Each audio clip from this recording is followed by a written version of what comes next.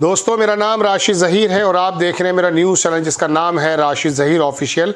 बराबर आपसे रिक्वेस्ट कर रहा हूं कि न्यूज़ 9 टीवी बंद हो चुका है लगभग, उसमें मैं वीडियो अपलोड नहीं कर पा रहा हूं। आप इसी चैनल को बराए करम अपने ग्रुप में डालें, सब्सक्राइब करें और राशिद ज़हीर ऑफिशियल को आगे बढ़ाएं। खबर दोस्तों, मैं सबसे पहले आपको गज़ा की और इसराइल की और सीरिया की बताने के लिए हाजिर हुआ। इसराइल के अंदर नेतन्याहू उसको ट्रंप को लेकर फिर दोबारा से दुरंगा व्यवहार हो चुका है। उनका कहना यह है कि ट्रंप जो पिछले कार्यकाल में आए थे, इस बार से पिछले बार जब आए थे बाइडेन से पहले, तब वो बहुत ज़्यादा कंप्रोमाइज़ थे इसराइल की पॉलिसीज़ के साथ। इस बार वो बिल्कुल अलग नज़र आते हैं। उनका कहना यह है कि कभी ईरान से बातचीत करने लगते हैं, कभी हूती से कांटेक्ट कर लेते हैं, कभी डायरेक्टली सऊदी से बात करते हैं। सऊदी आ रहे हैं तो यहाँ पर नहीं आ रहे हैं। मतलब इसराइल और नेतन्याहू परेशान हैं कि आखिरकार ट्रंप का रवैया किस प्रकार का है।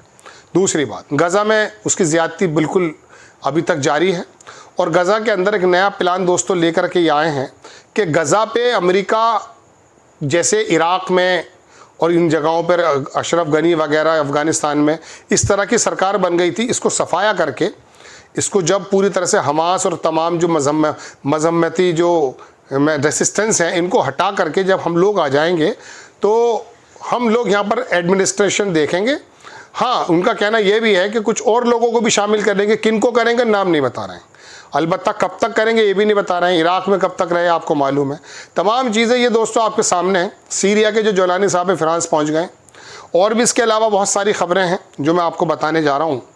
आप मेरे साथ कुछ देर बने रहिएगा, चूँकि पूरी दुनिया के अंदर एक ऐसा मामला चल चुका है दोस्तों, खबर निकालता कहीं और की, कहीं क्यों निकल कहीं और की जाती है।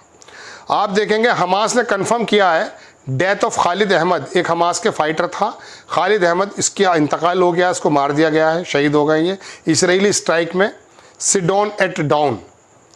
ये खबर देखेंगे आप दोस्तों, ये गेट जो है इसको कहा गया जहन्नम का गेट, दिखा नहीं सकता।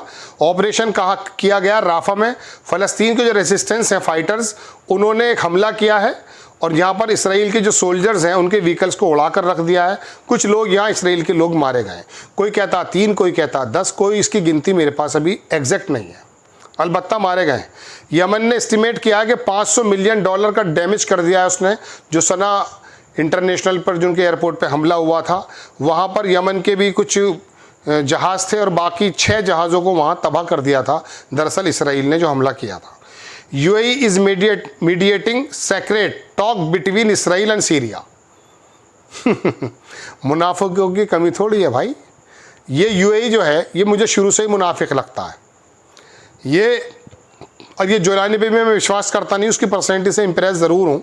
लंबा चौड़ा आदमी है, कभी का रहा अचानक कुछ बात ऐसी कर भी जाता है, लेकिन मैं भरोसा नहीं करता किसी पर। ये बता ये रहा है, खबर है ये यरूशलेम पोस्ट से, कि दरअसल UAE इसके अंदर वो मीडिएशन कर रहा है कि इसराइल की और सीरिया की बातचीत हो जाए, अब उसको वो नॉर्मलाइज कर लें और उसको एक्सेप्ट कर लिया जाए। इस UAE की नज़र बड़े ज़माने से बाबल मंदब के उस बंदरगाह पर है जो हूतीस के कब्ज़े में है।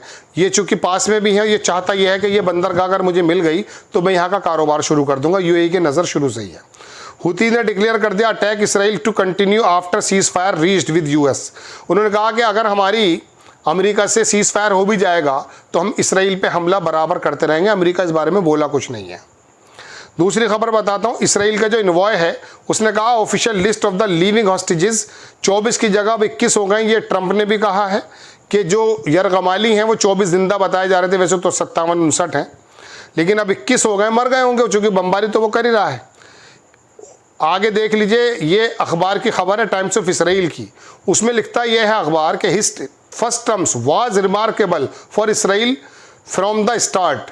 इसराइल के लिए पहला जो उसका टर्म था वो बहुत शानदार था। What is the Trump up to this time, अब इस बार क्या हो गया इसको, वो ट्रम्प के बारे में कह रहा है इसराइल का अखबार। डायरेक्ट टॉक विद हमास से डायरेक्ट टॉक कर रहे हैं। कंफ्यूज डीलिंग विद ईरान के साथ कंफ्यूजिंग वाली डीलिंग है।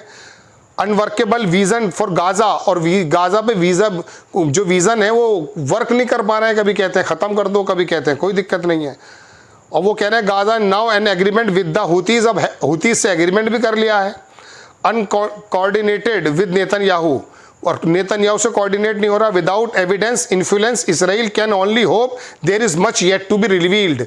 आने वाले वक्त में पता चल पाएगा ट्रम्प चाहते क्या है। ट्रम्प को तो इसराइल भी नहीं समझ पा रहा है, वहाँ डीप जो उनकी डीप स्टेट है वो भी नहीं समझ पा रही है। आप खबर देखें दोस्तों, ये प्रेस टीवी ईरान का है, उससे दे रहा हूँ मैं। याया सारी हैं ये यमन के आम के जो स्पोक्स पर्सन है, उन्होंने बताया कि हमने 2 मिलिट्री ऑपरेशन ज़ायनिस्ट के खिलाफ चलाया है। उन्होंने मिसाइलें मारी हैं। फर्स्ट ऑपरेशन के अंदर उन्होंने इसराइल का जो रोमन एयरपोर्ट है in Umm al Rashrash occupied Palestine using 2 drones, drone वहाँ पर मारे गए दोस्तों। सेकंड जो ऑपरेशन हुआ है उसके अंदर उन्होंने Palestine drone hitting vital Israeli target Tel Aviv पर दूसरा हमला किया। सेकंड ऑपरेशन में बता ही चुका हूँ तेल अवीव पे। आगे बताते हैं सारी साहब जो स्पोक्स पर्सन है यमन के, कि Yemen forces target US carrier USS Truman before Trump announce. Trump के अनाउंस करने से पहले उन्होंने वहाँ पर भी हमला किया था। ये वहाँ से उनका बयान आया। ये US navy warplane has been lost in Red Sea. ये मैं बता ही रहा हूँ, अमेरिका को बड़ा झटका लगा। उसका दूसरा जो डॉलर $60 पता नहीं मिलियन डॉलर का वो तबाह हुआ है। ये फ्रेंच प्रेसिडेंट मैक्रोन साहब जो उन्होंने वेलकम किया है अबू मोहम्मद अल जोलानी साहब को, वहाँ पर बातचीत चल रही है। यूरोप भी बड़ी नज़रों से देख रहा है, जोलानी वहाँ गया है। कल आतंकवादी बता रहे थे, आज इनका ये बहनों ही नज़र आता है। इसराइल ने डिनाई किया रिपोर्ट्स को proposing direct nuclear talks with us. Iran अभी तक कह रहा है डायरेक्ट टॉक कोई नहीं होगी अमेरिका से। बात तो हो गई, इतवार के दिन तय हो गया मिलना, बातचीत करना। पहले हर हफ्ते हो रहा था, अब की बार इतवार में है। लेकिन वो कह रहे हैं होगी वही कि ओमान के लोग बीच में होंगे। दोस्तों दूसरी खबर देख लीजिए, आपको दिखाता हूं मैं। Another nation would be invited, इसको छोड़ दीजिए। दे एडेड, ये खबर कौन सी है जी? चलिए ये खबर नहीं आई। हाँ, ये वही खबर जो मैंने शुरुआत में आपको बताई। यूएस इसराइल डिस्कस, अमेरिका और इसराइल डिस्कस कर रहे हैं इस बात की पॉसिबिलिटी की कि टेम्परेरी यूएस लेड एडमिनिस्ट्रेशन होगा गाजा के ऊपर, जो मैंने अभी आपसे सामने अर्ज किया। अलमायादीन लेबनान का ये बड़ा इदारा है, उसने भी लिखा है। राइटर्स ने भी लिखा है exclusive based on accounts from live individual familiar with the matter revealed that United state and Israel have engaged in discussion about the Washington. वही बात जो मैंने आपसे कही है, temporary post war administration in Gaza. इसके अंदर लिखा उन्होंने ये है कि हाई लेवल टॉक हुई है, फोकस किया गया है कि ट्रांजिशनल गवर्निंग बॉडी, किस तरह से ट्रांजिशनल गवर्निंग बॉडी होगी गाजा में। इसमें led by the US official America के होंगे। Task with overseeing Gaza until it is the demilitarized, जब तक ये सैन्यकरण ना खत्म कर दिया, हमास को ना निकाल दिया जाए और स्टेबलाइज ना हो जाए, और वाइबल पैलेस्टीनियन लीडरशिप, जब तक वहाँ पे स्टेबल ना हो जाए स्थिति और वहाँ पर हमास के लोग ना निकल जाएं, वो लोग वहाँ पर करेंगे अकॉर्डिंग टू सोर्सेज। वो कह रहे हैं कि शुरुआत की जो बात है उसके अंदर ये बात तय हुई है कि set time frame include no set time frame, कोई टाइम नहीं है कि कब तक वो सरकार में रहेंगे। अमेरिका के और बाकी लोग जो वहाँ पे एडमिनिस्ट्रेशन देखेंगे, ये इनके आने वाले वक्त की जो प्लानिंग है ये, इसका कोई टाइम फ्रेम नहीं है। ड्यूरेशन कितनी होगी ये भी नहीं मालूम। इन्होंने कहा कि length depending on condition ground, इसकी कितनी लंबी ये कंडीशन जो ज़मीन की होगी गाजा में कैसे हालात होंगे उस पर डिपेंड करता है।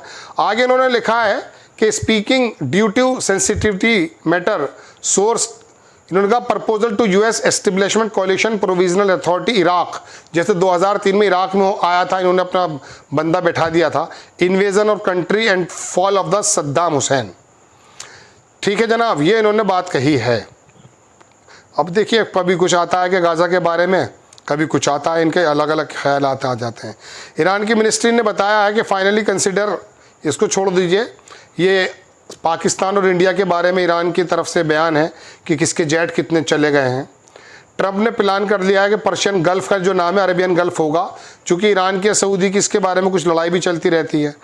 CNN ने छाप दिया है कि हूतीज़ जो हैं उन्होंने फायर कर दिया बैलिस्टिक मिसाइल यूएस हैरीमैन ट्रूमैन पे hours after Trump announce the end of the US bombing campaign in Yemen. इसका कहना यह है, ये खबर है दोस्तों अल जजीरा की, कि हूतीज़ ने जो है बैलिस्टिक मिसाइल फेंक दिया है, मार दिया है ट्रूमैन आफ्टर ट्रम्प, जबकि ट्रंप की बात हो चुकी है। पहले अखबार में लिखा था ट्रंप के अनाउंस करने से पहले, अब लिखा है ट्रंप के अनाउंस करने के बाद। आगे देखें, यूएस एयरक्राफ्ट लूजन इन ऑपरेशन प्रोस्पेरिटी गार्डियन, ये तो छोड़ दीजिए, वही बात है।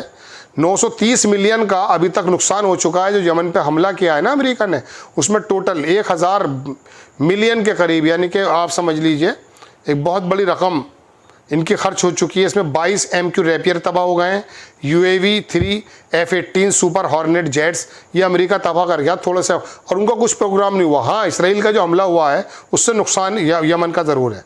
इसराइल जो एम्बेसडर हैं उन्होंने इंडिया को बड़ा वो बताया कि साहब हम आपके साथ हैं, आप बिल्कुल बेफिक्र होकर काम करें।